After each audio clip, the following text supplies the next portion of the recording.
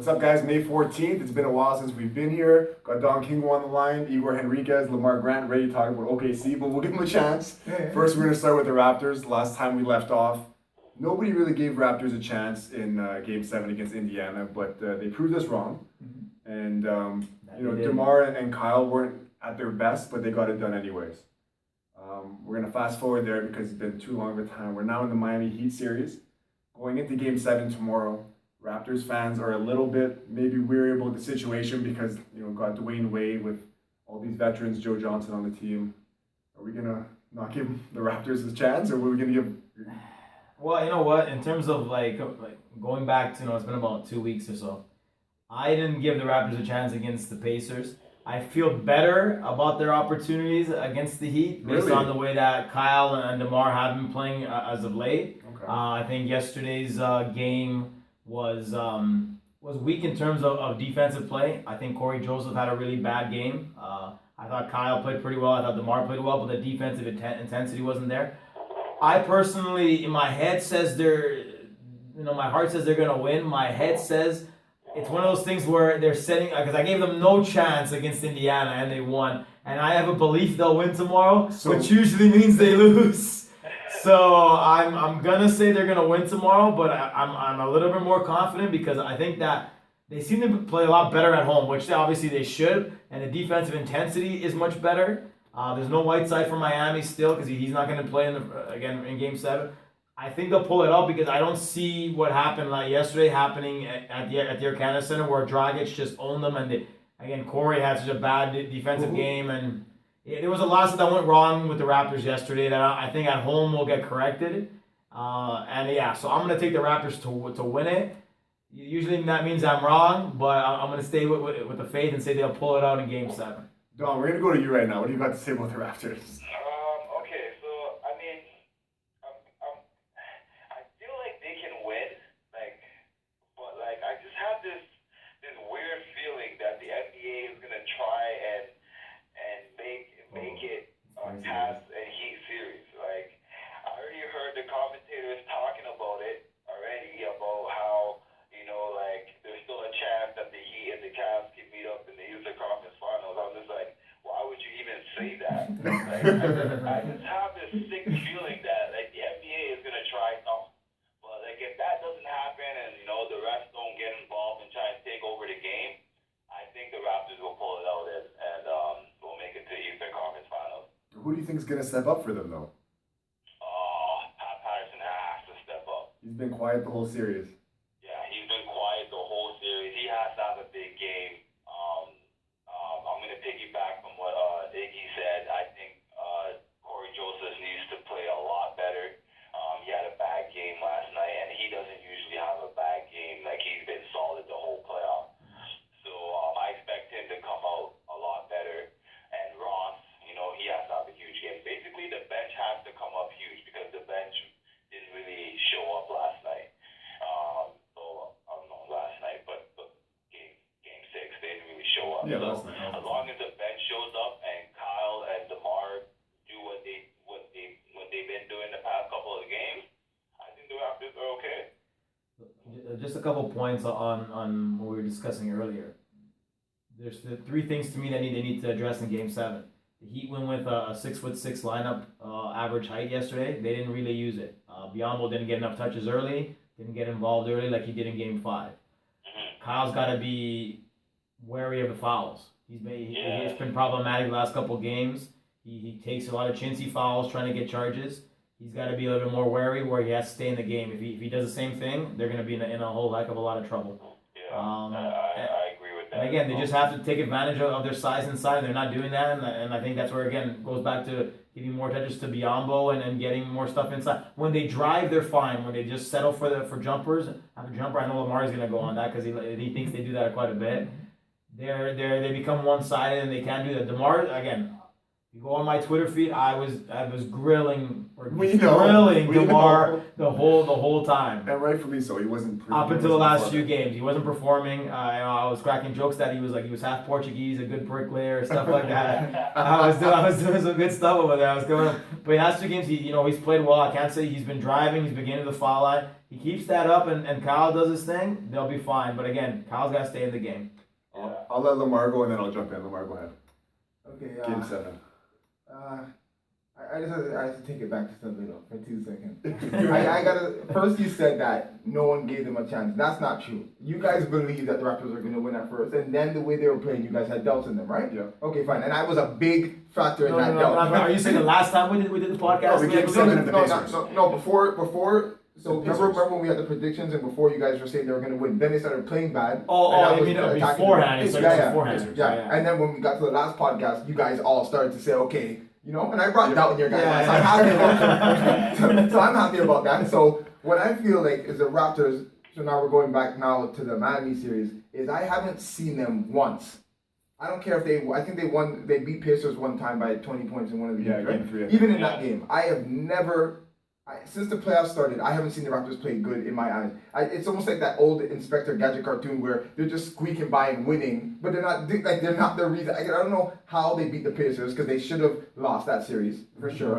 And I don't know how they're doing this to Miami because they're not playing well. Even when Lowry and DeRozan are scoring their 30, it doesn't look. They're not all playing together. They're not playing together. So we're gonna get to OKC, and I know D's gonna get at me. But when it wasn't just Durant going off the way Paul George went off on the Raptors. It wasn't that.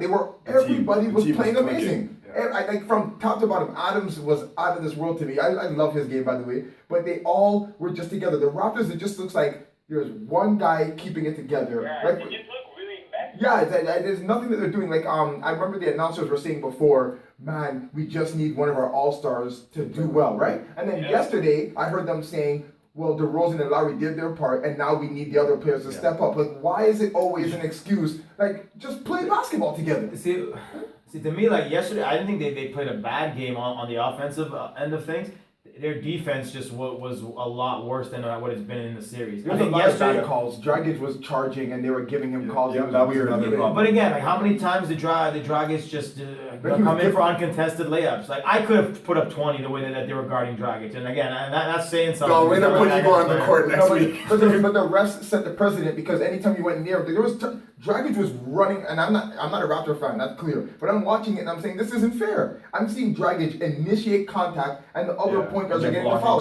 So you have to set the precedent. I'm not going to get fouled out the game. I'm going to do the best that I can, back up, and hope that he misses. So now it's turning into a layup fest because they don't want to get fouled out of the game. So the refs set the precedent. They used to do it with LeBron back in the day. Don't touch him. And now he scores 40 because am I going to get fouled out of this game and not be able to help my team? I'd rather just make it difficult force him them to to take jump exactly, shots. or something. Yeah. I'd rather just be there in his eyes and hopefully he misses, or maybe one of my big men will come and block him. But they couldn't do anything that game. It was very. That was the only badly ref game I saw. I've seen plenty of bad. The NBA refereeing. I think we probably should get into that at some point. The refereeing in the playoffs has been terrible. You guys already know how I feel about that. To me, some of the stuff that's been going on and with the refs. The Lowry, for example, yesterday, there was a couple calls on the Dragon situation. But a lot of his stuff is a lot of is he gonna beat Luol? That was a bad call. But is he gonna really get a loose ball over Luol Deng? He's not. He's gotta be smart in those situations. He tries to draw a lot of charges when he's moving. Kyle, and then those are legitimate. Those are fouls because he's not set. Yeah. He's been like that the whole. But again, he plays around a little bit too much with that, and he gambles a too lot. much. Especially it seems like on the road. He fouled out of the other game in Miami. Don, you want to say something? He gambles a lot, and when you put the refs in a position to make calls, they're not always going to swallow the whistle. Sometimes, and what happened yesterday, he gambles a lot on stupid things, and he gets those calls. And then he's kind of questioning. He went into the game saying, I'll play all 48 minutes if I can. Last year he was fat, he couldn't play all 48 minutes. This year he's getting all these fouls, and his coach has to take him out because he's going to foul out. And the funny thing is, we made the point in the Indiana series, and where Vogel ended up messing up and I think costing Indiana the series with his coaching. This series should already be over. The Raptors should have already won this series because in game four, they should have won that game. Kyle and DeMar were not playing well, But the Heat were not playing all that well, and then when Kyle fouled out and so Joseph forth, cost him the game. He shot all these threes. Exactly. I don't know what he was thinking. I've never seen him play like that before. Yeah, but the coach asked him to do that. but see so I'm that not right gonna- there, the problem. that's on Dwayne Casey right That's there. the problem. Okay, you have to. Okay, getting back to that game real quick. Kyle fouled out. DeMar couldn't hit a layup. Literally couldn't hit a layup. Who do you go to in that situation? Patterson hasn't hit a shot, so they said But- Corey but- Joseph. It's a No. tie game. Not him. It's an ice. Who do you give the ball to? See, right there, I would have given it to T. Ross. I don't like T. Ross does makes a lot of stupid decisions. He was shooting the ball well in that game, very well. He was, did not yeah. even get a touch. It was ISO for 20 seconds and Corey Joseph going up. Made no Yeah. sense to me. And I hate to break it, like I know we talked about this like the Heat went small and so forth. 12 seconds left. Dwayne Wade's gonna try to get into the lane. You Uncontested. need Bismack Biyombo on the court. You do not have Patrick Patterson play center there. You need a rim protector. To me, that was bad coaching by Dwayne, and he cost us that game in terms of his imagination, in terms of play calling, and his lineup. Substitutions. His substitutions. They were not good. I They were gotta good. say what I have to say about the series so far because I've had a chance. Like you said, people like even Lamar said, and DeMar's taking these shots. And yesterday he did a good shot. They're all bad shots, like mid-range shots. You don't want to take them, but he hit a lot of them. Problem is even though Whiteside's not there, they have a lot of guys with a foot almost in the key. So once you drive, the whole defense collapses. So if that's the case, you have to hit outside shots. You want to still attack when you can, but you can't go in there into bodies every time expecting to get calls like we talked about, because when defense has their feet set and there's 4 guys waiting for you in the paint and you're starting at 18 feet out where he takes his jumper, you don't have much margin for error. You're going to have to Euro step around 2 or 3 guys and go for a layup, right? Yeah, but let me ask you this, Jay. How was their ball movement yesterday? Terrible. But their ball movement's always terrible. You know what? Always. No, no. But you guys are saying they're good. But no, and here's the I- thing. In game 5, early on, again, before they started settling, that first quarter where they played game 5, their ball movement was pretty hold solid. On. Let Don They go were say what pretty you got to solid. say. No, I'm just saying, like the Raptors' ball movement. Everyone knows that It's not there. We don't move the ball well. We're Exactly. like bottom of the league when it comes to that. And the thing too is, like, you guys will watch a game. We all know how the Raptors play right now. He knows more than anybody. It's ISO ball. When the Raptors have 1 out of 7 games in the series, like they did in Game 5 or whatever it was, where they moved the ball, you guys can't be like, oh yeah, Raptors move the ball well. Doing it well for 1 game is not anything. And the same thing with their defense. Same thing with their defense.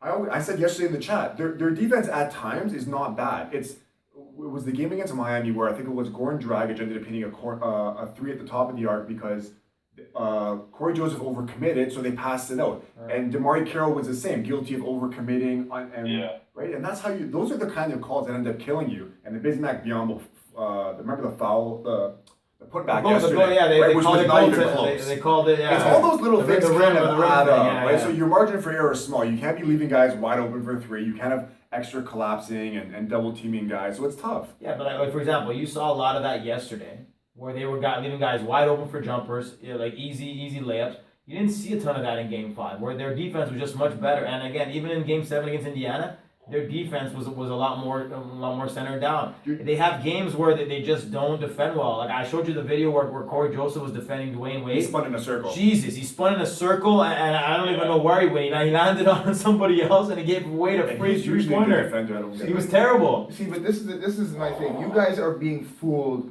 The only people are saying they have good ball move. That's not what happens. The No. games where people think that they're moving the ball well are the games where the outside guys are hitting all their threes. So Lowry and DeRozan will drive, and they have no choice but to pass. They'll kick out. They'll hit a 3, and it's like, Everybody's the like Raptors ball are movement. passing. Yeah, That's not exactly. ball No, movement. it's There's not. no motion offense happening where people are passing and passing and try Exactly. to get an open man. It's not that. It's only when they're hot they're magically a good. But It's either Listen. that or it's the fact when DeMar gets the ball, usually it's DeMar more than anybody. And Kyle had this yesterday where he was about to take a jumper, I think it was a minute or 2 left in the game, about 20 feet out diagonally at the extended free throw line. He went up, there was no shot there, so what did he do? He threw it out to DeMar, he took a desperation 3 from 5 feet behind the line, and it was a shot clock violation. And even you're saying, even if Kyle wants to take that shot, it's not even a bad shot, he takes all the time, take the shot.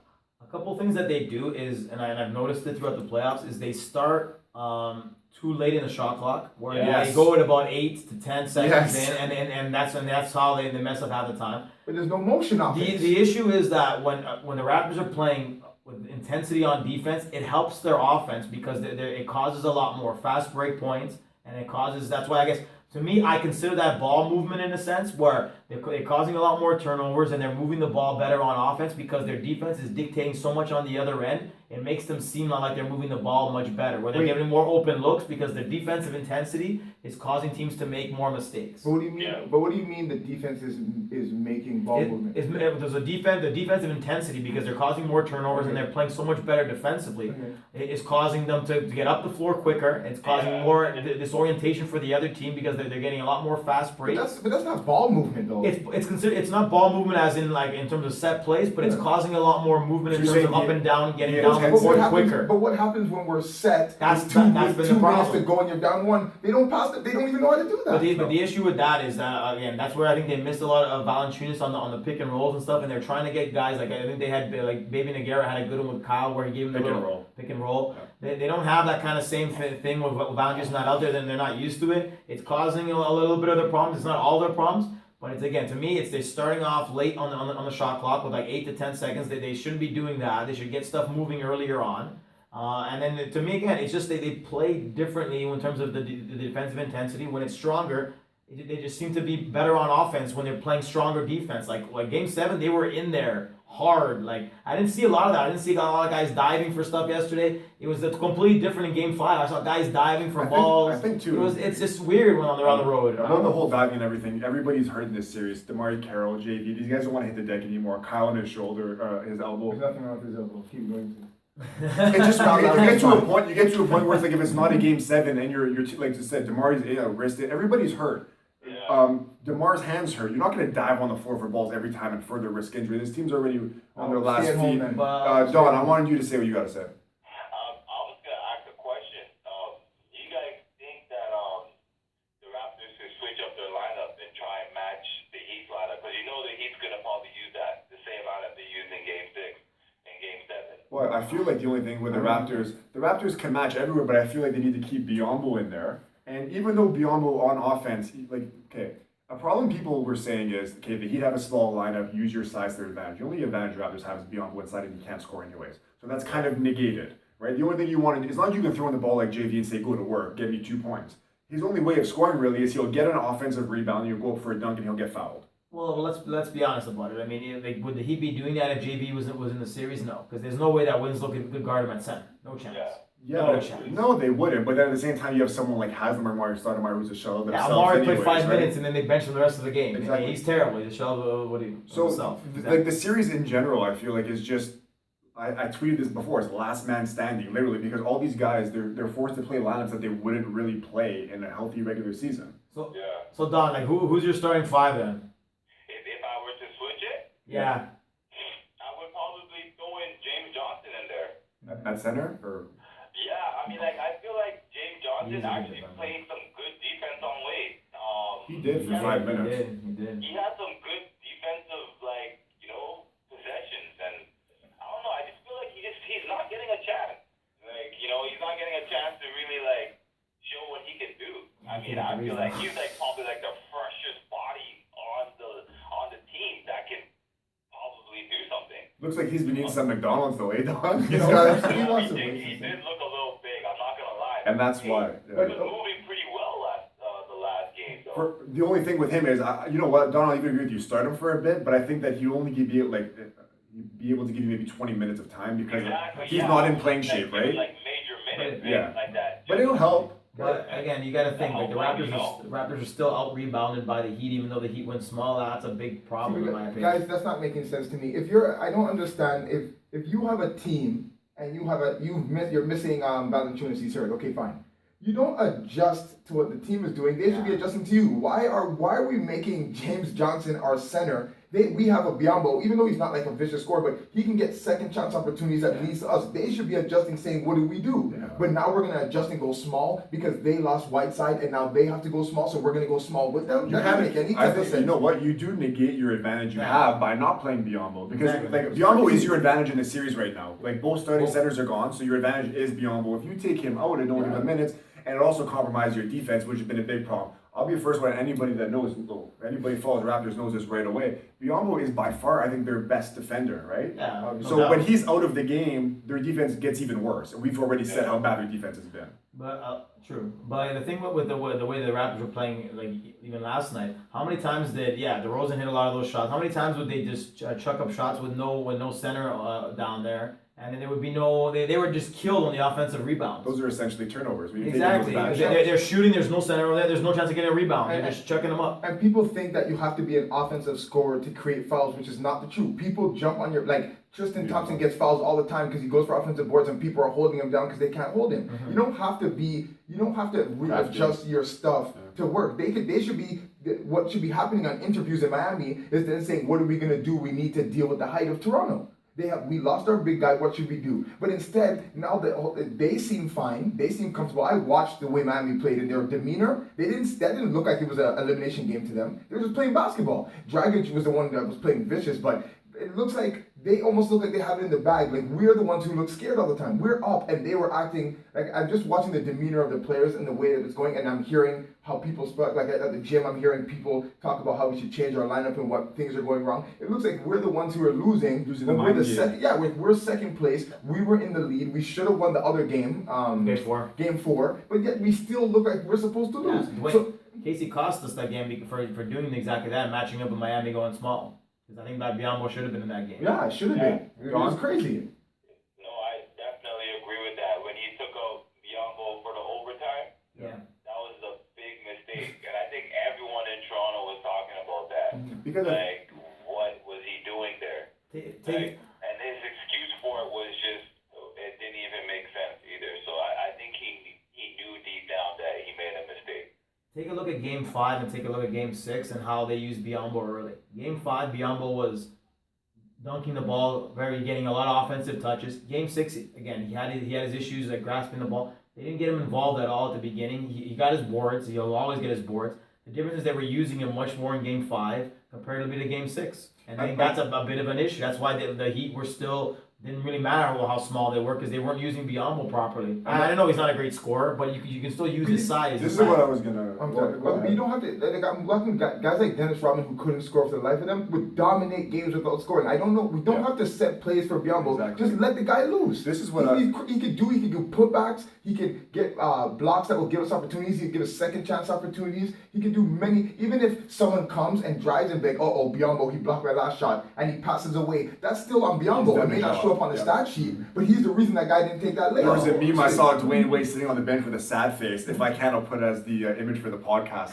And it makes a cloud like a comic book, and it's a sad face, and it sees Biombo's face with the finger like this, like he can't go in. Well, Jay mentioned, I think Biombo could have gotten started yesterday if not for that rim intervention. I think that could have gotten him pretty hyped to start up the game, and then they screwed him on that call, which was a horrible call.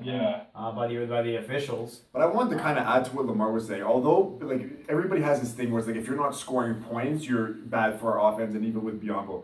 If Biombo's on the floor and you're running your offense, okay? And let's say Justice Winslow's guarding him, for example.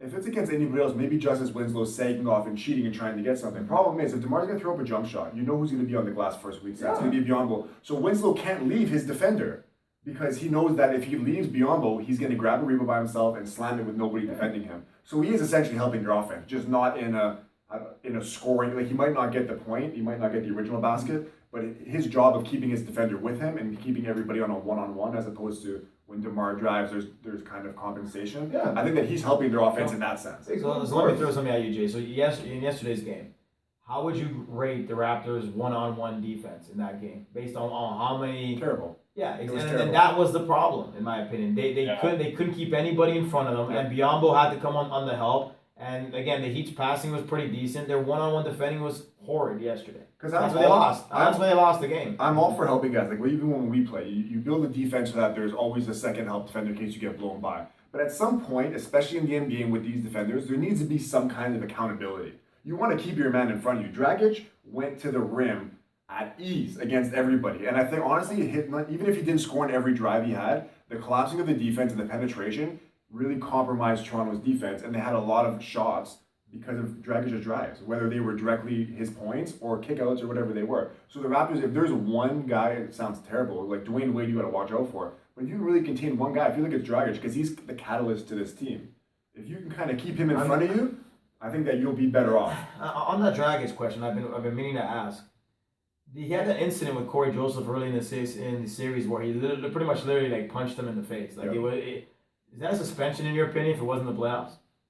To you guys, that's They suspension. gave him the technical, no? They gave the technical, the NBA NBA did, but did. to me that's Should an have been a ejection. game. That One should game, have been an yeah. ejection in the It should have game. been. Because that was a clear shot to the face where he looked like he was, and I think he had an incident with Thompson too, where like it looked like he fell on, but it looked like he did it on purpose. Like Jason Thompson, yeah. I saw Thompson was on the ground. I think it was in game 5 too, where he fell and was twisted on, and I swear he kneed him in the head on purpose. He's definitely being He's a piece of he's what. a piece But of I work. remember. The thing is, I think Dragic is just probably a little mad because I mean he's been taking a beating. Yeah, he's got stitched up. Yeah, that's true. I'm I'm not gonna say he hasn't. He lost some Getting teeth. him in the mouth, Yeah, throwing the yeah, ball, that's hit him in Yeah, the yeah. face. And there was But no he's calls. dirty. And He's there were dirty. no, and He's there a were no dirty player. calls. Did you guys see yesterday he got in DeMar Carroll and him had a little thing in the third quarter? I think Yeah. it was Yeah, shooting he on don't- his face. he don't But want a in piece of but DeMar, in game, though. when he was getting hit like that, they were not giving him calls, and he was angry. So I'm not even crying about that. Like, Yeah. if he's doing that, then I'm doing it back as long as I don't get a suspension either. But I'm going to play physical with that guy. You're not getting any layups. If you do get a foul, it will not be an I-1. I can And promise I you think that. that's what Carroll told him. Yeah. Carroll said no more easy buckets. 'Cause Yeah, I think that so- he ended up guarding him in the third or the fourth for a little bit because Kyle could have. And they kept, and again, and DeMar barely played the fourth quarter yesterday. I don't know if it was his wrist or whatever. He didn't play all that much in the fourth. They kept Corey Joseph in there, who was getting schooled. I don't know. I just want to say one thing obviously the ball movement. I told you about the DeRozan and Lowry. That's almost fool's goals the way they're great play. DeRozan's a very good player. Lowry's good, but not all stars to me. But what I look at is the culture of the way that they're behaving. When I watch the Raptors, I'm watching more than just the game. And what I've been seeing, why I will not be a fan of them, is I'm watching. First of all, there's a lot of crying. Every time Lowry doesn't get the call, you look. Yeah. You look at Casey. I wish that they show not zoom in on the player clipping. Casey is crying just as much as them. It's almost like he's taught them to whine. I've never seen him like Popovich will say, just go back, forget the call, I'll deal with the ref kind of attitude. It's always we're all crying. I can't stand that. I agree with that, but the only thing I do have to say is, and anybody from Toronto knows more than anybody else, the Raptors get screwed out of a lot of calls. Whether it be a beyond goal basket interference or that was that pretty Dragic bad. shoulder, that's just one That game. The was Raptors bad. get killed, so I feel like sometimes. You're second place in the East. The calls can't be that bad. Yeah, but They've look, been crying even when they're That's the beating thing. teams. The Raptors They're did get crying some when they're calls at beating the end. teams. Yeah. But come on, like even Wade, for example, Wade's been getting phantom calls all series. No, that's not what I mean. You're Phantom talking calls. the series. I'm talking their behavior. This is not a change. No, that I I've agree seen with. Lowry get that I bumped at agree the with. 3-point line, throw the ball, and then literally cry. Like, And are you? yells, Are yeah. the For a refs? bailout. If the refs know you cry 10 out of 10 times, are they going to take it credible when you're going to them when you actually missed a call? If you stay silent and then the one time you yell, be like, okay, maybe I missed it because this guy doesn't act like this. But every single time you cry, they're not going to listen to you. They won't listen to the coaches, and now you're in a baby mode. Like, I'll see them fall to the ground, think they get fouled, and they take forever to get up. But don't the majority of the NBA All Stars do the same? There's a lot of criers, but not like him. Like There's a lot. LeBron's the Lowry worst. is- no. LeBron's the worst. Lowry, I will say that. Lowry, He yells a lot, I've been yeah. telling people this forever that I talk to. One of my friends, a huge Lowry fan, and I tell her all the time. Lowry complains to the refs more than ever, especially when you're at the game and they don't know the TV timeouts and they don't show him talking to the refs after. He is always complains to the refs. Don, you want to jump in there? I mean, just pretty much just agree with what you guys are saying. I mean, just pretty much agree. I mean, I don't have nothing to really else to add to that. Yeah, because you can't really argue with the fact that he argues all the time. In terms of Don's conspiracy theory, in terms of the refs are gonna screw the Raptors, who knows? Tomorrow that might happen. I don't think the NBA wants the series in because realistically, if the Raptors play well and they beat the Heat tomorrow, the refs can only do so much. At the end of the day, I just have to. Tony Brothers has been kind of blind. It's a little good. Just how they were calling the game last night.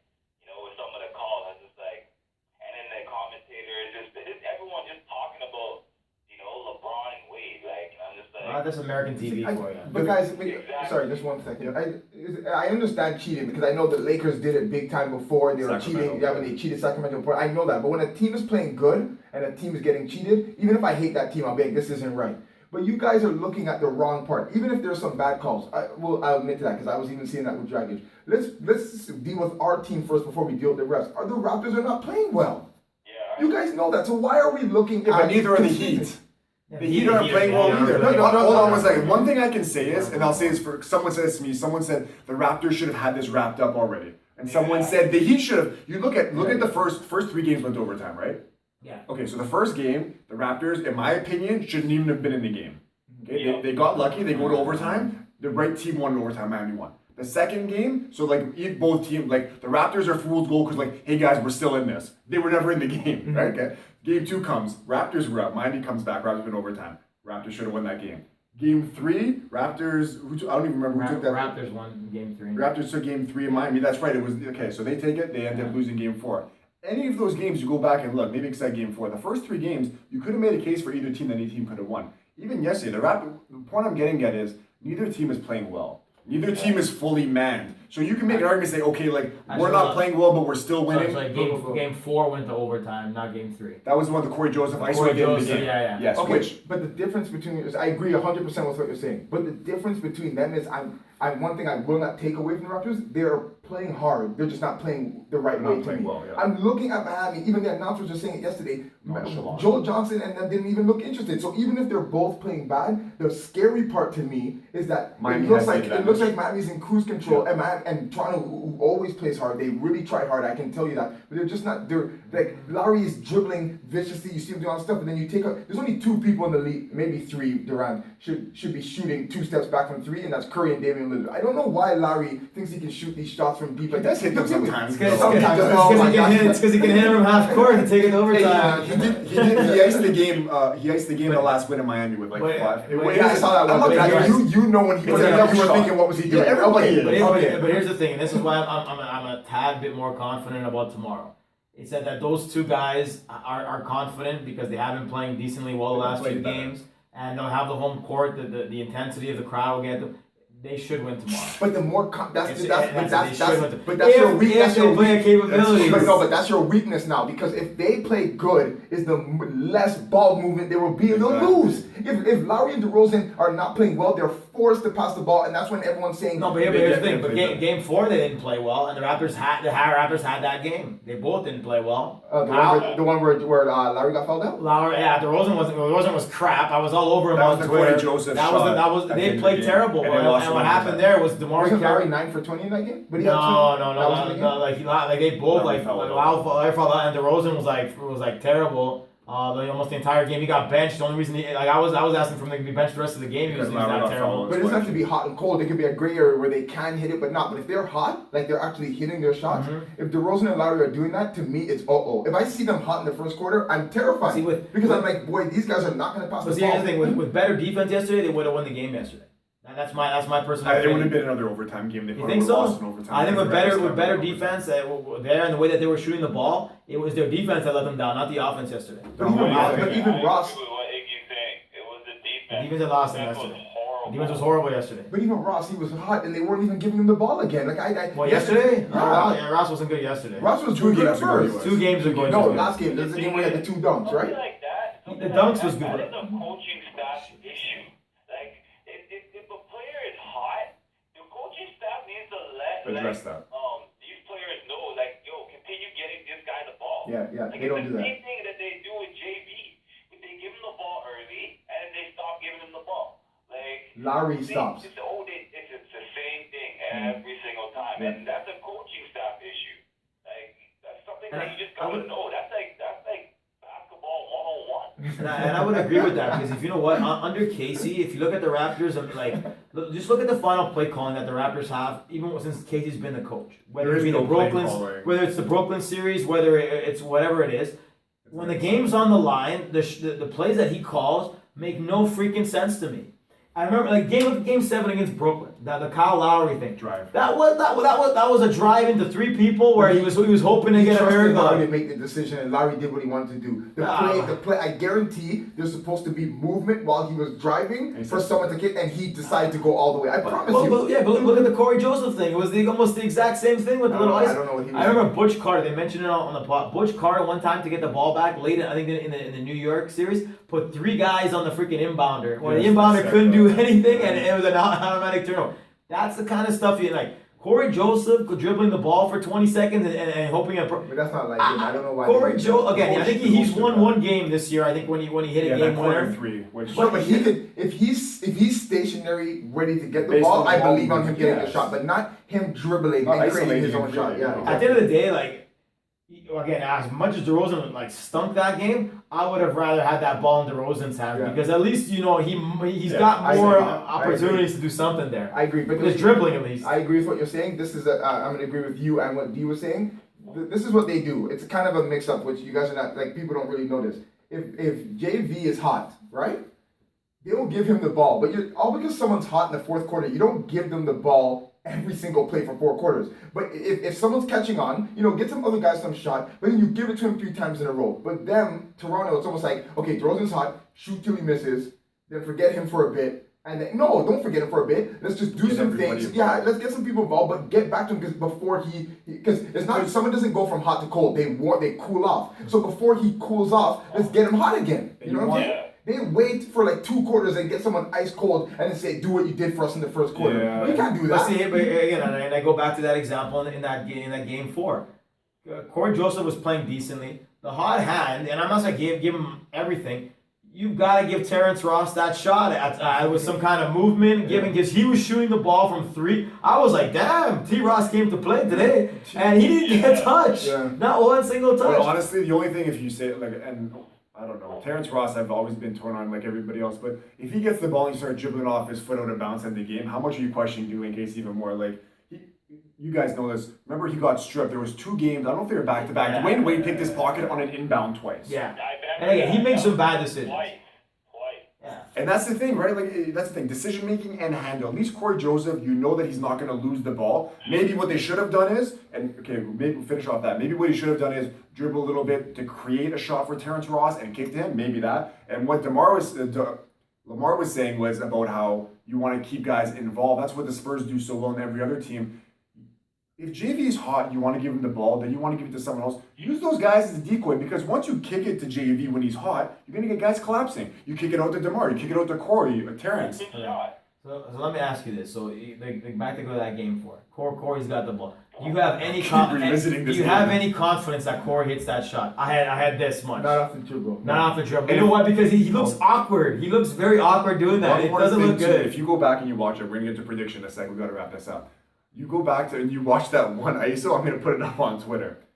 He put I don't even know who was guarding him. Nobody huge. He put such a high arc on that shot. It looked like, when you're playing ball, Don, and there's a guy that's like 6 inches taller than you. He's about to block your shot. You put so much trajectory on it, you just hope it goes in. That's what he did. It did not look like a natural shot. He just I hope that this thing just swishes, did not touch, because he just threw it up in the net. Corey's a good backup point guard, but he's not a guy you take that shot, man. But you know what I think? Okay, sorry. You know what I think Casey's doing? I think he's listening to a lot of what people are saying and making decisions based off fear. For example, why would you give it to DeRozan, he didn't hit a shot all game? Or why would you give it to Ross when you know that he might kick it off? No, you do the right play, and if it doesn't work, it doesn't. But giving the ball to Corey up top out of fear, because anybody knows, if DeRozan's in the game, I don't care if he's 0 for 40, I'm going to trust that his instinct, or maybe his flashbacks of looking at Kobe, maybe you'll hit a shot from the free throw line or something. Or give it to Terrence Ross. I wouldn't trust him off the dribble, but give it to him, maybe he'll pump fake, do a step back, and hit a shot. But they didn't do that out of fear. I guarantee it was out of fear.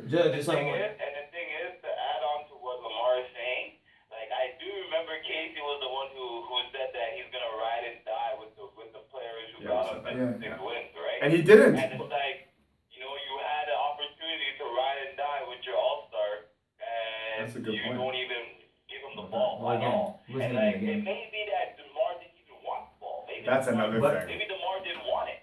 Maybe DeMar didn't feel like he can make that shot, because at the end of the day, in that situation, speaking of myself, if I'm in that situation, I'm telling the coach, give me the ball. But he could have been a decoy. Play for me, because I'm gonna make that shot. Maybe Casey didn't feel like DeMar was confident enough. Maybe he's like, hey, it doesn't seem like he wants a shot.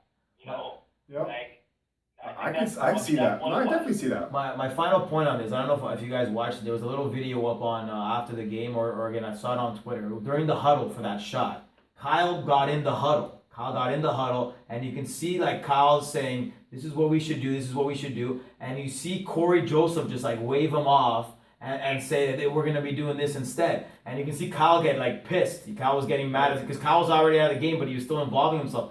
You don't see Casey do anything. It was Corey's you know what? I'm going to take it off the ice, so this is the play we're going to do. And that's what it looked like. You think Corey won it looked like it was like a LeBron James took over the huddle. Took over the huddle kind of thing, where he just said Corey Joseph. No, it wasn't even that. It looked like Corey Joseph was just saying, I'm gonna do this, and Kyle saying, oh, maybe we should do something else. And Casey, it looked like Casey was like a puppet, where he was just like the freaking old David Blatt, the old Cleveland coach, where LeBron would just call plays. And that's what it looked like. Corey just took over and said, I'm gonna be doing this, even though Kyle was, I think, trying to tell him to do something else. You think? That's what happened. I'm telling you, it looked like it. Do you think that Corey Joseph wanted the ball in that situation? He did. I'm telling you, to shoot. I'm telling you, it looked like it. Like watch, okay. I'll try to send it to you. It was. I saw it on Twitter afterwards where they were arguing in the huddle, and it looked like Corey just telling him to like get out of here because you're not in the game. And Corey just wanted the shot. The only thing I say about that real quick is Corey Joseph. Like I said, I went to a lot of games. Corey Joseph, there's been times in a regular season game where he'll get the ball, have a wide open look, whether it be a 15-footer or a three-pointer. He does not want to shoot the ball. That's why I found it weird that he took the two shots in a row. 2 shots in a row. I was very surprised. He wasn't even having a hot game. I think someone told him to do that. It couldn't have been his own decision. I think that's it not was his game. Poor play calling by Dwayne Casey. After all this, we're gonna come back to this Game 7 prediction right now. It's gonna. Who do you guys have? All right. One more stat, sir. I think it's 0-7 in day games in the playoffs. No. I saw. What was it? 0-13. I saw 0-13. I thought it was double digits. No, it's 0-7 when they're up. When they have a chance to close out. Miami's never won a Game 7 on the road, and Toronto's 0-13 during day games in the playoffs. I think I posted that in the group. And Zane posted something too, which shows some kind of pattern from last year, which means nothing. It's the same thing. I'm taking the Raptors to win tomorrow. Again, that's when I usually do that. They usually lay an egg and lose.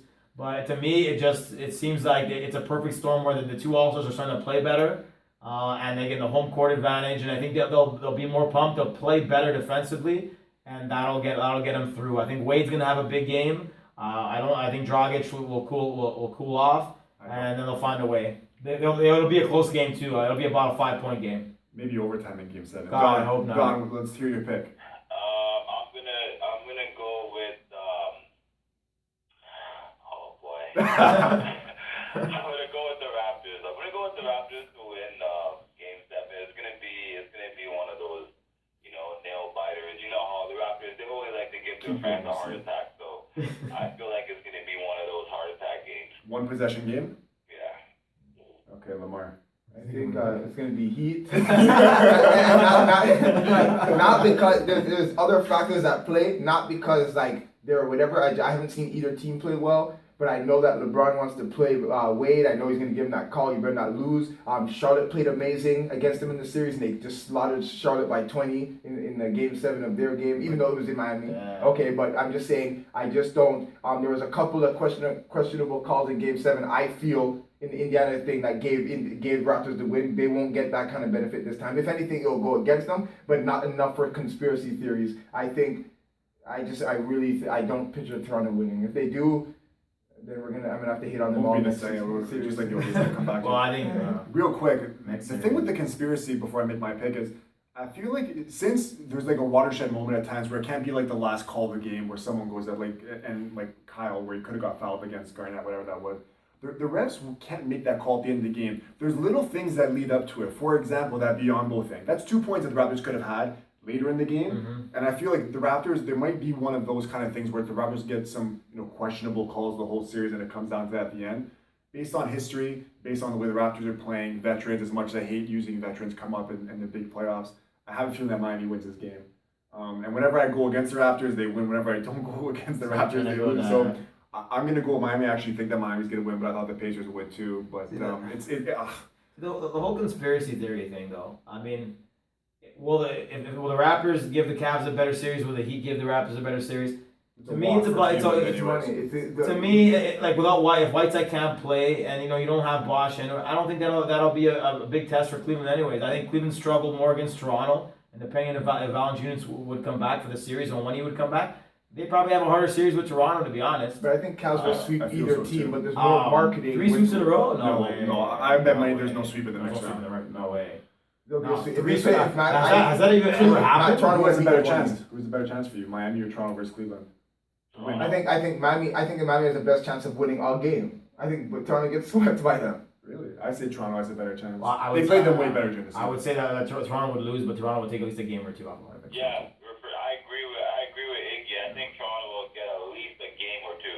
I'd say It won't Cleveland be in no. 6. It won't be like. Yes. I don't think. Yeah, Has there ever been massive. like 3 sweeps in a row in the NBA playoffs for a team? I don't Like, even no, think Jordan did that. Yeah. I don't think Jordan did that. That's a hard task. All right, Raptors fans, forgive us. Forgive us, everybody here, for doing the next time. Maybe Iggy and Don. We're gonna take a quick break. We're gonna come back, talk about what OKC did last series. We return on the block.